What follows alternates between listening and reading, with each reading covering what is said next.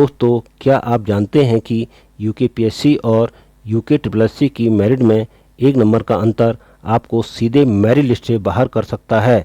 दोस्तों, चिपको आंदोलन यूकेपीएससी और यूके ट्रिपल एससी का एक महत्वपूर्ण टॉपिक है। दोस्तों, यदि आप चिपको आंदोलन से जुड़े सभी बिंदुओं को क्लियर करना चाहते हैं तो पेन और डायरी उठाओ, क्योंकि आज के बाद चिपको से कोई भी सवाल गलत नहीं होगा। दोस्तों, चिपको आंदोलन की वैचारिक जननी 18वीं शताब्दी के राजस्थान की वह घटना मानी जाती है जिसने यह सिद्ध किया कि प्रकृति के प्रति प्रेम प्राणों से भी बढ़कर हो सकता है। आधुनिक चिपको शब्द का वास्तविक अर्थ दोस्तों पेड़ों से चिपकना है, जिसका प्रथम शासिक प्रयोग राजस्थान के मारवाड़ क्षेत्र में बिश्नोई समुदाय द्वारा किया गया था। दोस्तों, सितंबर 1730 में जोधपुर के महाराजा अभय सिंह ने अपने नए महल के निर्माण हेतु चूना पकाने के लिए बड़ी मात्रा में लकड़ी की मांग की। दोस्तों, उन्होंने अपने मंत्री गिरधर भंडारी को खेजड़ी गांव के खेजड़ी वृक्षों को काटने का आदेश दिया। खेजड़ी का वृक्ष दोस्तों राजस्थान की शुष्क भूमि के लिए जीवनदायिनी माना जाता है।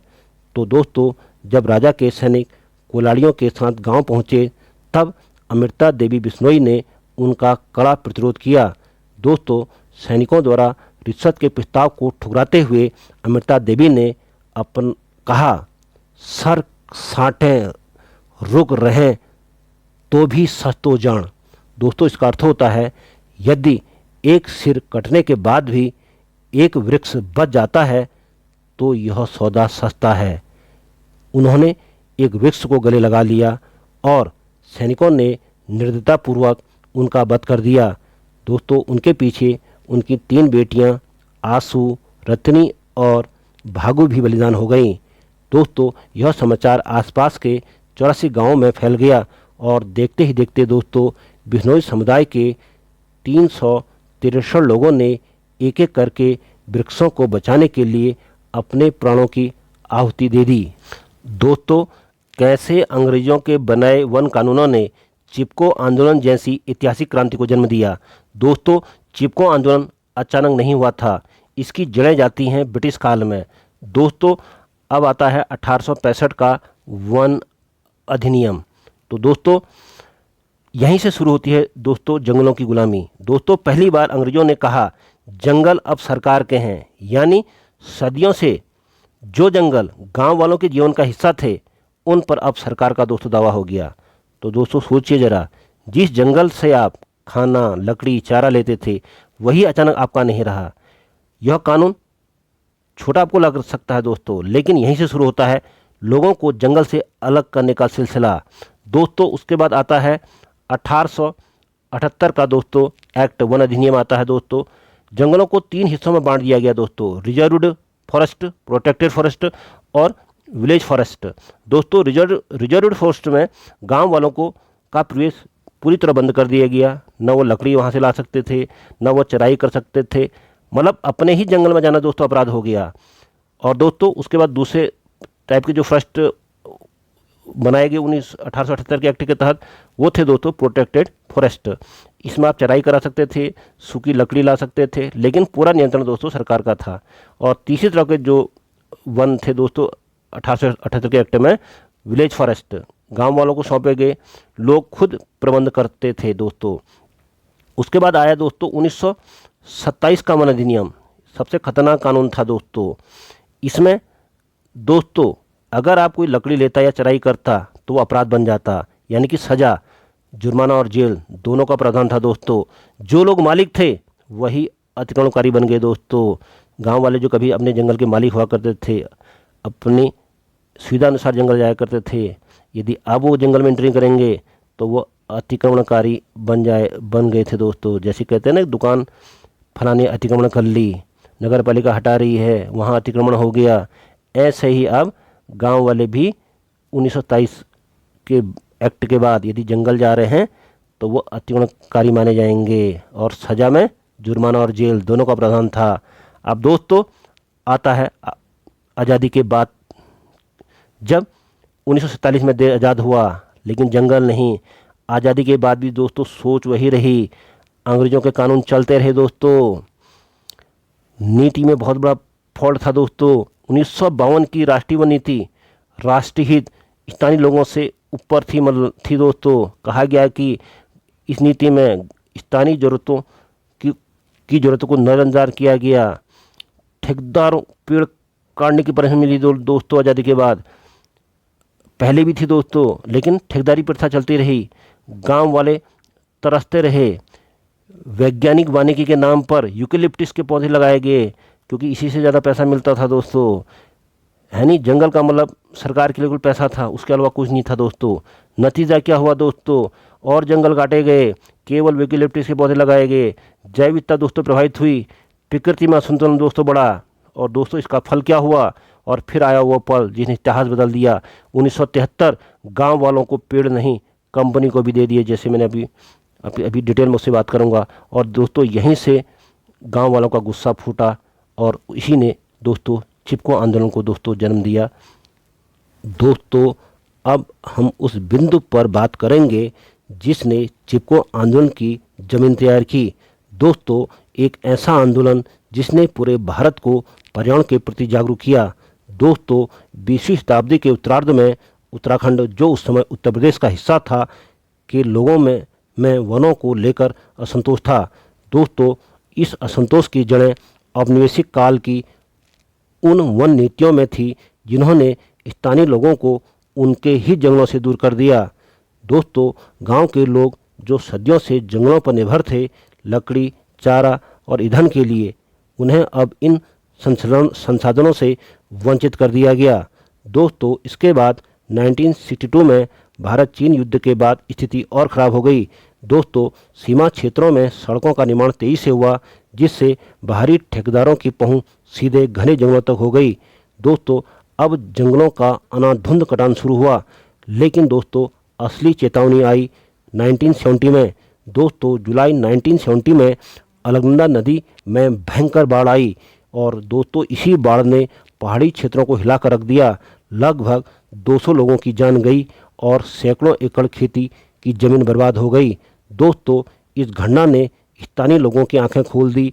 उन्हें पहली बार साफ दिखा कि जंगलों की कटाई और प्राकृतिक आपदाओं के बीच गहरा संबंध है।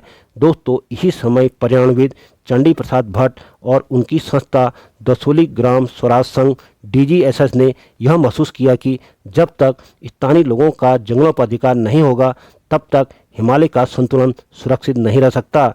दोस्तों यही सोच आगे चलकर एक बड़े आंदोलन का रूप लेती है, जिसे दोस्तों हम आज चिपको आंदोलन के रूप में जानते हैं। दोस्तों अब हम चिपको आंदोलन के उस चरण में पहुंच चुके हैं जहां यह सिर्फ विरोध नहीं रहा, बल्कि एक वैज्ञानिक और राष्ट्रीय आंदोलन बन गया। दोस्तों रैणी गांव की वीरांगना गौरा देवी के योगदान को देश ने भी सलाम किया। उन्हें 1986 में भारत सरकार द्वारा प्रियदर्शनी वृक्ष मित्र पुरस्कार से सम्मानित किया गया। तो दोस्तों यह साबित करता है कि साधारण महिला भी इतिहास बदल सकती है। दोस्तों रैणी घटना के बाद सरकार दबाव में आ गई। तत्कालीन मुख्यमंत्री, क्योंकि उस समय दोस्तों उत्तराखंड उत्तर प्रदेश का हिस्सा था, तो इसलिए तत्कालीन मुख्यमंत्री हेमवंती नंदन बहुगुणा ने एक उच्च स्तरीय कमेटी बनाई 9 मई 1974 को, और इसके अध्यक्ष थे डॉक्टर वीरेंद्र कुमार, जो दिल्ली विश्वविद्यालय के प्रसिद्ध वनस्पति शास्त्री थे। और दोस्तों इस समिति के जो और मुख्य सदस्य थे उसमें चंडी प्रसाद भट्ट, गोविंद सिंह नेगी, गोविंद सिंह रावत और अन्य सरकारी अधिकारी। दोस्तों इस समिति की रिपोर्ट 2 वर्ष बाद अर्थात दोस्तों 1976 में आई और इसने सब कुछ बदल दिया। इसने माना कि अलकनंदा घाटी बेहद नाजुक है और वनों की कटाई ने 1970 की बाढ़ को और खतरनाक बनाया। वैज्ञानिक वानिकी असल में सिर्फ पैसे कमाने का जरिया बन चुकी थी। लगभग 1200 वर्ग किलोमीटर में 10 साल तक पेड़ों की कटाई पर रोक की सिफारिश इस समिति ने की। और बाद में दोस्तों जो इस प्रतिमा का विस्तार 1985 में फिर दोस्तों 10 साल तक और बढ़ा दिया गया था। दोस्तों अब चिपको आंदोलन सिर्फ भावनात्मक नहीं बल्कि वैज्ञानिक रूप से सही साबित हो चुका था। दोस्तों ये जो वैश्विक सोच थी, इसमें क्या है जंगल के उपकार, लीसा, लकड़ी और व्यापार। तो सरकारी जो सिस्टम था उसका मतलब था, जंगल का मतलब था पैसे कमाने का साधन। और जो चिपको की जो विचारधारा थी दोस्तों, जो उससे जुड़े लोग थे दोस्तों, जो आंदोलनकारी थे, उनकी विचारधारा थी, क्या है इस जंगल के उपकार, मिट्टी, पानी और बयार, जिंदा रहने के आधार। और दूसरा उसमें जो बहुत पॉपुलर हुआ था दोस्तों, हिम पुत्रियों की ललकार, वन नीति बदले सरकार, वन जागे वनवासी जागे। तो दोस्तों यह नारा आज भी पर्यावरण का सबसे शक्तिशाली संदेश है। दोस्तों सुंदरलाल बहुगुणा, चंडी प्रसाद भट्ट, गोविंद सिंह रावत, इन्होंने चिपको आंदोलन को अपने शिखर तक पहुंचाया था। दोस्तों सुंदरलाल बहुगुणा ने हिमालय बचाओ देश बचाओ का नारा दिया था। तो दोस्तों सुंदरलाल बहुगुणा का सिद्धांत था, ecology is the permanent economy, यानी असली अर्थव्यवस्था वही है जो प्रकृति को बचाए। तो दोस्तों लोकइयों में घनश्याम रतुड़ी सैलानी ने गीतों के जरिए आंदोलन को जन जन तक पहुंचाया। उनकी एक रचना है दोस्तों, पेड़ों को गले लगाओ उन्हें कटने से बचाओ। इससे लोगों को समझ में आया कि जंगल सिर्फ लकड़ी नहीं बल्कि जीवन भी है। दोस्तों चिपको आंदोलन ने भारत की वन नीति बदल दी। दोस्तों जब 1980 का फॉरेस्ट कंजर्वेशन एक्ट बना तो अब बिना केंद्र की अनुमति से वन भूमि का प्रयोग नहीं किया जा सकता। और दोस्तों 1000 मीटर से ऊपर 15 साल तक पेड़ों की कटाई पर पूरी तरह से प्रतिबंध लग गया। और बाद में यह नियम अन्य पर्वतीय क्षेत्रों तक भी बढ़ाया गया। तो दोस्तों चिपको आंदोलन के महत्वपूर्ण योगदान को देखते हुए 1987 में चिपको आंदोलन को राइट लिवलीहुड अवार्ड, जिसको अल्टरनेटिव नोबेल भी कहा जाता है, मिला। और पूरी दुनिया ने इस आंदोलन को दोस्तों सहारा। दोस्तों चिपको आंदोलन ने हमें सिखाया, प्रकृति का संरक्षण ही असली विकास है। महिलाएं बदलाव की सबसे बड़ी ताकत है और एक छोटा सा गांव भी पूरी दुनिया को दिशा दे सकता है।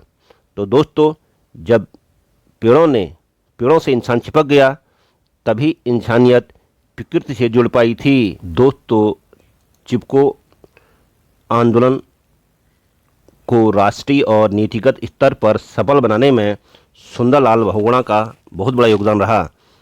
दोस्तों सुंदरलाल बहुगुणा ने 1980 के दशक की शुरुआत में प्रधानमंत्री इंदिरा गांधी से मुलाकात की थी। उन्होंने प्रधानमंत्री से मिलकर हिमालय क्षेत्रों में वनों के विनाश की गंभीर स्थिति बताई और व्यावसायिक कटाई पर पूर्ण प्रतिबंध लगाने का अनुरोध किया।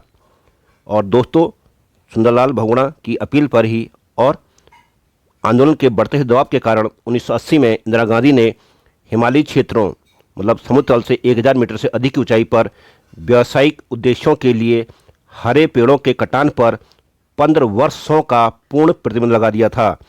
दोस्तों सुंदरलाल बहुगुणा के समर्पण से प्रभावित होकर इंदिरा गांधी ने उन्हें प्रेम से चिपको बहुगुणा कहकर संबोधित करने लगी थी। और दोस्तों चिपको वुमेन किसे कहा जाता है? गौरा देवी जी को कहा जाता है, जिन्होंने साहसपूर्वक उस समय सामना किया था। दोस्तों सुंदरलाल बहुगुणा का आंदोलन और दार्शनिक आधार देते हुए, मतलब इस चिपको आंदोलन को दार्शनिक आधार देते हुए उनका प्रमुख नारा था, इकोलॉजी इज परमानेंट इकोलॉजी, अर्थात जो इकोलॉजी है वही परमानेंट इकोनॉमी है। आंदोलन के संदेश को वैश्विक स्तर पर पहुंचाने के लिए इन्होंने 1981 से 1983 के बीच कश्मीर से कोहिमा तक लगभग 5000 किलोमीटर की ऐतिहासिक पैदल यात्रा की थी। तो दोस्तों बहुगुणा जी एक समर्पित गांधीवादी के रूप में उन्होंने वनों की रक्षा के लिए लंबे उपवास और सत्याग्रह का मार्ग अपनाया था। दोस्तों सुंदरलाल बहुगुणा को उनके अतुलनीय कार्यों के लिए कई उच्च स्तरीय सम्मान प्राप्त हुए। जैसे दोस्तों पहला पद्म विभूषण 2009 में भारत सरकार द्वारा पर्यावरण संरक्षण के क्षेत्र में दिया गया दूसरा सर्वोच्च नागरिक सम्मान इनको दिया गया था दोस्तों। और दोस्तों जो राइट लाइवलीहुड अवार्ड दिया गया था 1987 में, जिसे वैकल्पिक नोबेल भी कहा जाता है, यह चिपको आंदोलन को प्रदान किया गया था। लेकिन उस समय इसका प्रतिनिधित्व मतलब पुरस्कार लेते समय बहुगुणा जी ही थे। उसके बाद दोस्तों जमनालाल बजाज पुरस्कार 1986 में इनको दिया गया। इनके रचनात्मक और सामाजिक कार्यों की वजह से इनको दिया गया था। लेकिन दोस्तों 1981 में इन्होंने पद्मश्री अवार्ड पुरस्कार को लेने से मना कर दिया था। दोस्तों सरकार द्वारा टिहरी बांध और पेड़ों के कटान के विरोध में इस सम्मान को लेने से इन्होंने मना कर दिया। उसके बाद दोस्तों इनको मिला 1987 में IIT रुड़की द्वारा डॉक्टर ऑफ सोशल साइंसेज की मानक उपाधि से इनको दोस्तों सम्मानित किया गया था।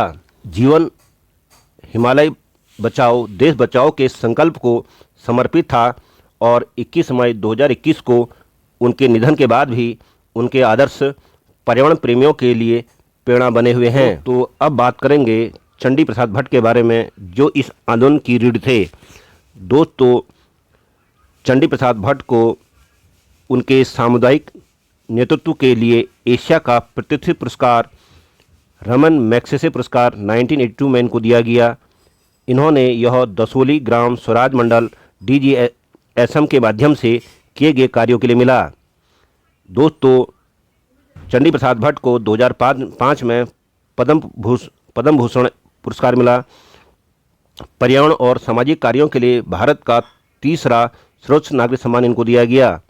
और दोस्तों 2013 में गांधी शांति पुरस्कार समाज सेवा और पर्यावरण संरक्षण में गांधीवादी आदर्शों का पालन के लिए इनको गांधी शांति पुरस्कार 2013 में दिया गया था। उसके बाद दोस्तों 1986 में पद्मश्री उनके विशिष्ट सामाजिक योगदान के लिए। और दोस्तों इंदिरा गांधी राष्ट्रीय एकता पुरस्कार 2018 राष्ट्रीय एकता और अखंडता को बढ़ावा देने के लिए मिला। श्री सत्य साई अवार्ड 2016 में मानवीय उत्कृष्टता पर्यावरण श्रेणी के लिए इनको मिला था। उसके बाद दोस्तों आपको पता ही है गौरा देवी को मैं पहले ही बात कर चुका हूँ। इंदिरा प्रियदर्शनी वृक्ष मित्र पुरस्कार 1986 में वनीकरण और अवशिष्ट भूमि विकास के क्षेत्र में उत्कृष्ट कार्य के लिए इनको मिला। वह इस पुरस्कार की प्रथम प्राप्तकर्ता थीं।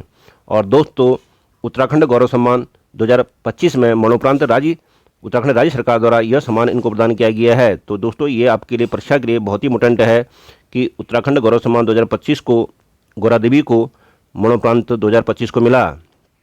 और दोस्तों अमृता देवी बिश्नोई वन्य जीव संरक्षण पुरस्कार 730 के खेजड़ी बलिदान की स्मृति में भारत सरकार द्वारा और राजस्थान सरकार द्वारा स्थापित है। और दोस्तों Kamala Devi Chattopadhyay NIF book prize 2022 doctor Shekhar Pathak की पुस्तक The Chipko Movement A People History को यह प्रतिष्ठित अवार्ड दोस्तों दिया गया है। दोस्तों अब हम बात करेंगे उत्तराखंड के वन आंदोलन के इतिहास में कामरेड गोविंद सिंह रावत का योगदान एक जमीनी रणनीतिकार और जननायक के रूप में अत्यंत महत्वपूर्ण है। इस विशेष रूप से चिपको आंदोलन के व्यवहारिक और राजनीतिक पक्ष को मजबूती देने में इनका बहुत बड़ा योगदान था। दोस्तों इन्होंने चंडी प्रसाद भट्ट के साथ मिलकर चिपको आंदोलन की शुरुआती कार्यों में संगठनात्मक कार्यों में बड़ी भूमिका निभाई थी। और दोस्तों अक्टूबर 1973 में पहली बार हाथ में माइक्रोफोन लेकर नीति घाटी के लाटा गांव पहुंचे और लोगों को वनों के प्रति जागरूक किया था। दोस्तों इन्होंने मई 1973 में एक प्रसिद्ध पीला पपलेट तैयार किया था जिस पर लाल अक्षरों में लिखा था आ गया लाल निशान, जो पेड़ों में लगता था उन दिनों दोस्तों, जो पेड़ करने वाले होते थे। तो आ गया लाल निशान, लुटने वाले हो सावधान और लिपटो झपटो चिपको जैसे क्रांतिकारी नारे लिखे थे। तो दोस्तों 26 मार्च 1974 की रणी गांव की ऐतिहासिक घटना में से पहले भी उन्होंने क्षेत्र के गांव में अनेक जनसभाएं की। प्रशासन उनके प्रभाव से इतना डरा हुआ था कि रणी के पेड़ों को कटान के समय उन्हें खुफिया विभाग की निरंतर निगरानी में रखकर उनकी गतिशीलता को बाधित किया गया था। दोस्तों चिपको के बाद जब वनों पर स्थानीय लोगों के पारंपरिक हक हकूक पूरी तरह खत्म होने लगे, तब उन्होंने 1998 में लाटा गांव से झपटो छीनो आंदोलन की दिशा प्रदान की। दोस्तों यह आंदोलन नंदा देवी बायोस्फीयर रिजर्व के कोर जोन में ग्रामीणों के प्रवेश और उनके अधिकारों की बहाली के लिए किया गया था। दोस्त गोविंद सिंह रावत जो है जोशीमठ के ब्लॉक प्रमुख भी 2 बार रहे, पहली बार 1978 में और दूसरी बार 1988 में। उन्हें ऋणी घटना के बाद जो जांच समिति बनी थी, जिसके हम पहले कर चुके हैं दोस्तों, वीरेंद्र कुमार समिति का भी दोस्तों इनको सदस्य बनाया था। तो दोस्तों गोविंद सिंह रावत को चिपको आंदोलन का गुमनाम नायक या मौन स्तंभ माना जाता है। इन्होंने अपने जीवन में कभी भी आंदोलन की सफलता को व्यक्तिगत लाभ या बड़े पुरस्कारों के लिए नहीं बनाया। तो दोस्तों इनकी मृत्यु 31 दिसंबर 1998 के समय इनके योगदान को याद रखने के लिए समय समय पर मैती सत्ता और अन्य सामाजिक संगठनों द्वारा श्रद्धांजलि और स्मारक कार्यक्रमों का आयोजन किया जाता है। और दोस्तों चिपको आंदोलन की 30वीं वर्षगांठ जो 2004 के अवसर पर लाटा में जो आयोजित समारोह में इनकी पत्नी पुष्पा देवी को दोस्तों उस समय सम्मानित किया गया था। कई बार दोस्तों हम छोटी हस्ती को दोस्तों भूल जाते हैं, जबकि इनका योगदान बहुत बड़ा होता है। दोस्तों चिपको आंदोलन से प्रेरित होकर दक्षिण भारत में भी एक आंदोलन हुआ था जिसे दक्षिण का चिपको आंदोलन कहते हैं। तो दोस्तों यह आंदोलन सिर्फ पेड़ों को बचाने की लड़ाई नहीं था, बल्कि यह स्थानीय लोगों की आजीविका, पर्यावरण और न्याय की एक सशक्त आवाज़ थी। दोस्तों सितंबर 1983 में कर्नाटक के उत्तर कन्नड़ जिले के सिरसी तालुक के सलकानी गांव से इस आंदोलन की शुरुआत दोस्तों हुई थी। दोस्तों कन्नड़ भाषा में एपिको का अर्थ होता है गले लगाना। तो दोस्तों दक्षिण भारत में हुआ था एपिको आंदोलन, जैसे उत्तराखंड में हुआ था दोस्तों चिपको आंदोलन और कर्नाटक में हुआ था दोस्तों एपिको आंदोलन। तो एपिको का अर्थ होता है दोस्तों कन्नड़ भाषा का शब्द है और इसका अर्थ होता है गले लगाना या चिपकाना। तो दोस्तों इस आंदोलन के प्रमुख नेता थे पांडुरंग हेगड़े, जो चिपको आंदोलन से प्रेरित थे। इन्होंने अपने गुरु सुंदरलाल बहुगुणा से सीखी अहिंसा और सत्याग्रह की भावना को दक्षिण भारत में जीवंत किया। दोस्तों 1950 में जहां उत्तर कन्नड़ में 81% वन थे, वहीं 1980 तक वह घटकर केवल 25% रह गए। वनों का अनाधुनिक कटान, सागौन और यूकेलिप्टस जैसे एक एकल वृक्षारोपण, मतलब सरकार इन्हीं का वृक्षारोपण कर रही थी और स्थानीय लोगों की आजीविका पर संकट पैदा हुआ। तो दोस्तों इन सब ने मिलकर इस आंदोलन को जन्म दिया। तो दोस्तों एपिको आंदोलन का नारा था उलीसु, बेलसु और बालसु। उलीसु का अर्थ होता है बचे हुए जंगलों को बचाओ, बेलसु का अर्थ होता है नए पेड़ लगाओ और बालसु का अर्थ होता है संसाधनों का सही उपयोग करो। तो दोस्तों जब ठेकेदार पेड़ काटने आए तो गांव के पुरुष, महिलाएं और बच्चे पेड़ों से चिपक गए। यह अहिंसक आंदोलन कल से वन में लगातार 38 दिनों तक चला। इसके साथ ही लोगों ने जागरूकता के लिए पदयात्राएं, लोकगीत, नुक्कड़ नाटक और चित्र प्रदर्शनी का सहारा लिया। दोस्तों यह आंदोलन धीरे धीरे एक जन आंदोलन बन गया जिसने हर गांव की भागीदारी सुनिश्चित की। तो दोस्तों इस आंदोलन के दबाव में कर्नाटक सरकार को झुकना पड़ा और 1989 से 90 में सदाबहार वनों में हरे पेड़ों की कटाई पर पूर्ण प्रतिबंध लगा दिया गया। और दोस्तों साथ ही 12 लाख से अधिक पौधे लगाए गए, 2000 धुआं रहित चूल्हे बनाए गए, जिससे लकड़ी की खपत 40% तक कम हो गई। और यह आंदोलन दोस्तों गोवा, केरल और तमिलनाडु तक फैला। दोस्तों एपिको आंदोलन हमें यह सिखाता है कि प्रकृति की रक्षा ही मानव जीवन की रक्षा है। और दोस्तों जब आम लोग एकजुट होकर अहिंसा के रास्ते पर चलते हैं तो वे बड़ा परिवर्तन कर सकते हैं। तो आज पूरा विश्व जलवायु परिवर्तन और ग्लोबल वार्मिंग जैसे गंभीर संकटों से जूझ रहा है।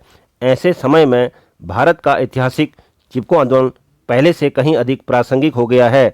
उत्तराखंड में हाल के वर्षों में सामने आई भूदशाव की घटनाएं, विशेष रूप से जोशीमठ संकट, हमें यह सोचने पर मजबूर करती है कि क्या हमने प्रकृति के साथ छेड़छाड़ की कीमत चुकानी शुरू कर दी है। तो दोस्तों यह स्थिति साफ दर्शाती है कि लगभग 50 साल पहले चिपको आंदोलन के नेताओं द्वारा दी गई चेतावनी कितनी दूरदर्शी और सटीक थी। तो दोस्तों चिपको आंदोलन केवल पेड़ों को बचाने का संघर्ष नहीं था, बल्कि यह एक गहरा संदेश था कि पारिस्थितिकी संतुलन ही स्थायी विकास की नींव है। तो दोस्तों यह आंदोलन हमें 3 महत्वपूर्ण बातें सिखाता है। पहली, पारिस्थितिकी सुरक्षा ही दीर्घकालिक आर्थिक सुरक्षा का आधार है।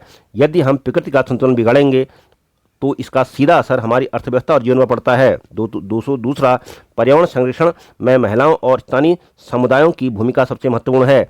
दोस्तों चिपको आंदोलन में गौरा देवी और अन्य ग्रामीण महिलाओं ने जिस साहस के साथ जंगलों की रक्षा की वह आज भी प्रेरणादायक है। और तीसरी बात दोस्तों, अहिंसा और सत्याग्रह आज भी सबसे प्रभावी हथियार है। दोस्तों यदि आप उत्तराखंड में किसी भी एग्जाम की तैयारी कर रहे हो, यूके पीएससी या यूके SSC, तो आप हमारे ऑफलाइन और ऑनलाइन बैच को ज्वाइन कर सकते हैं। हमारा कॉन्टैक्ट नंबर है 9719668523।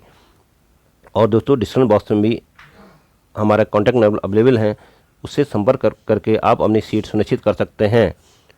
तो दोस्तों अब हम बढ़ते हैं महत्वपूर्ण प्रश्नों की ओर, जो लगातार यूकेटीपीएससी और यूपीएससी की परीक्षा में पूछे जाते हैं। जैसे दोस्तों पहला क्वेश्चन है, इस तरह के जो फैक्ट हैं कि जो चिपको आंदोलन है, उत्पत्ति स्थल शुरुआत कहाँ से हुई? मंडल गांव, जो गोपेश्वर के पास में है। अप्रैल 1973 चमोली से इसकी शुरुआत हुई थी चिपको आंदोलन की। और रेणी गांव में जो विद्रोह हुआ था वो मार्च 1974 में गोरा देवी के नेतृत्व में दोस्तों हुआ था। और मैगन मैक्सेसे पुरस्कार, जिसको एशिया का नोबेल भी कहा जाता है, 1982 में चंडी प्रसाद भट्ट को प्रदान किया गया। ये महत्वपूर्ण क्वेश्चन है। और सुंदर बहुगुणा जी ने जो नारा दिया था, इकोलॉजी इज परमानेंट इकोनॉमी, ये नारा दिया था सुंदरलाल बहुगुणा जी ने। और विश्व मित्र पुरस्कार 1986 में गोरा देवी को मिला था, ये पहली बार इन्हीं को मिला। उसके बाद राइट लाइवलीहुड अवार्ड परीक्षा के लिए दोस्तों बहुत ही इंपॉर्टेंट है यूपीएससी और यूपीएससी परीक्षा के लिए, 1987 में चिपको आंदोलन को मिला था। और दोस्तों पद्म विभूषण 2009 में सुंदरलाल बहुगुणा को दिया गया। तो दोस्तों चिपको आंदोलन की शुरुआत सर्वप्रथम किस गांव में हुई थी? मंडल गांव, गोपेश्वर के पास ही है दोस्तों मंडल गांव, 1973 में हुई थी। आप रेणी गांव टिक मत मारिएगा। चिपको आंदोलन की शुरुआत रेणी मत मारिएगा, मंडल गांव को टिक करना है आपको।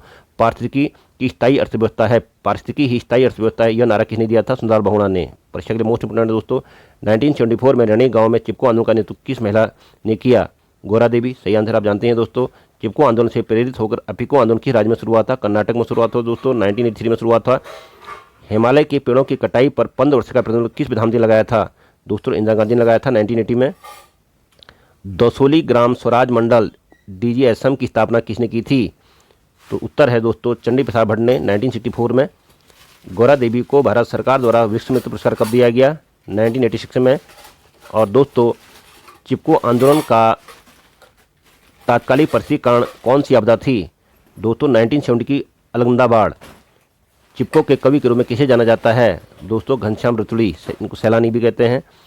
किस अधिनियम के तहत गैर वानिकी उपयोग के लिए केंद्र की अनुमति अनिवार्य की गई थी? दोस्तों वन संरक्षण अधिनियम 1980 के तहत दोस्तों ये जरूरी हो गया था। तो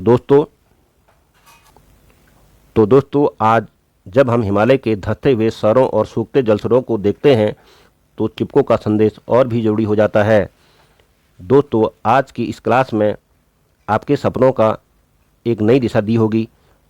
तो दोस्तों इस वीडियो को अपने उन साथियों तक जोड़ पहुंचाएं जो सरकारी नौकरी की जंग में आपके साथ खड़े हैं। तो दोस्तों अब आपसे एक सवाल है, वृक्ष मित्र पुरस्कार पाने वाली पहली महिला कौन थी? अपना जवाब अभी कमेंट बॉक्स में लिखें। दोस्तों अगर आप इस पूरी क्लास के हैंडरिटन पीडीएफ नोट्स चाहते हैं तो हमारे टेलीग्राम चैनल में जुड़ें। और हाँ दोस्तों अगर आप चाहते हैं कि मैं और भी किस टॉपिक पर आप क्लास चाहते हैं तो उसको भी दोस्तों कमेंट बॉक्स में जरूर लिखें। दोस्तों चैनल को सब्सक्राइब करें, बेल आइकन दबाएं ताकि टॉपर बनने की इस राह में कोई भी मोड आपसे मिस ना हो। तो मैं मिलूँगा दोस्तों आपको अगले धमाकेदार लेक्चर में। तब तक के लिए पढ़ते रहिए, लड़ते रहिए और अपने हिमालय को बचाते रहिए। न्याय के सर्वोच्च देवता गोलजू देवता आप पर और हम पर अपनी कृपा बनाए रखें।